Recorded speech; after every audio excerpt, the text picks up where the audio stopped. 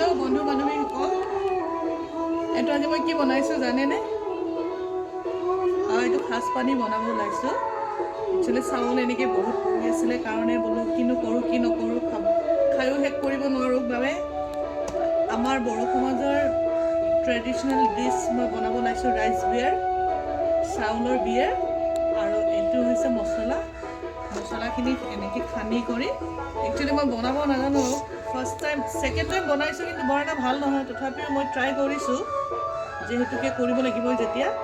আৰু নখোৱা আহি আছে, নখোৱাৰ বাবে অলপ প্ৰস্তুত কৰিছোঁ। আমাৰ এইটো বড়ো সমাজত চলে। আৰু এই মছলাখিনি গোটেই এনেকৈ মিলাই কৰি পেলাই এইটো বাচনতে ৰাখি দিম।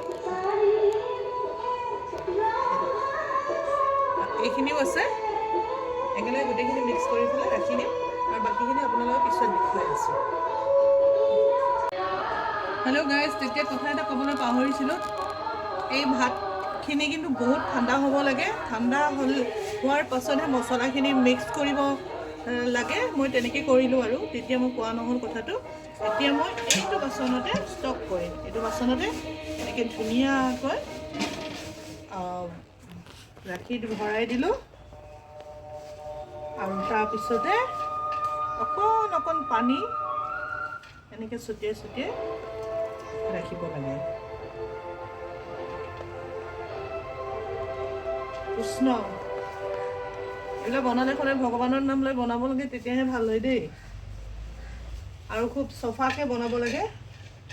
লেতেৰা হ'লে খায়ো বেয়া লাগে, নিজৰে বেয়া লাগে। সেইকাৰণে খুব চফা পৰিষ্কাৰ দি বনাব লাগে। ঠিক আছে, আজিলৈ ইমানে। আৰু যেতিয়া হ'ব তেতিয়া আকৌ মই দেখুৱাম।